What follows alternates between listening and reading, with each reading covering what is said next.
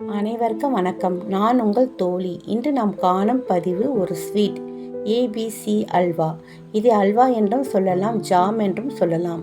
அதற்கு தேவையான பொருட்கள்: ஆப்பிள் 1, பீட்ரூட் 1, கேரட் 2, மூன்றையும் தோல் சீவி கழுவி சீவி கொள்ளுங்கள். அதை மிக்சியில் சேர்த்து நன்றாக தண்ணீர் விடாமல் அரைத்து கொள்ளுங்கள். ஒரு அடிகனமான கடாயை வைத்து ஒரு தேக்கரண்டி நெய் விடவும்.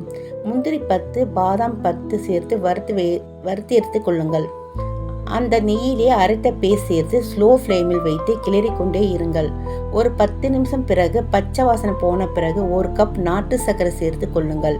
உங்கள் தேவைக்கேற்றபடி இனிப்பு சேர்த்து கொள்ளுங்கள். மறுபடியும் ஒரு 10 நிமிஷம் கைவிடாமல் கிளறி விடுங்கள். ஏலக்காய் தூள் 1/4 ஸ்பூன் சேருங்கள். பால் பவுடர் 1/2 கப் சேர்த்து கொண்டு நன்றாக கிளறுங்கள். ஒரு தேக்கரண்டி நெய் விடுங்கள். நன்றாக சுண்டி வரும் வரை கிளறுங்கள். அல்வா பதம் வந்த பிறகு ஒரு தட்டில் நெய் தடவி அதில் இந்த அல்வாவை கொட்டி பரப்பி விடுங்கள். வறுத்த முந்திரி, பாதாம் கொரகொரப்பாக தூள் செய்து மேலே தூவி விடுங்கள். இந்த அல்வா பெரியவர்கள் முதல் குட்டீஸ் வரை விரும்பி சாப்பிடுவார்கள். இதை ஒரு பாட்டிலில் தண்ணீர் படாமல் போட்டு வைத்தால் 1 வாரம் வரை கெடாமல் இருக்கும். இந்த அல்வாவை பிரெட்டில் ஜாம் போல் தடவியும் சாப்பிடலாம், அல்லது லஞ்ச் பாக்ஸுக்கு சப்பாத்தியில் தடவி ரோல் செய்து குட்டீஸுக்கு கொடுத்து விட்டால் டிஃபன் பாக்ஸ் காலியாகிவிடும்.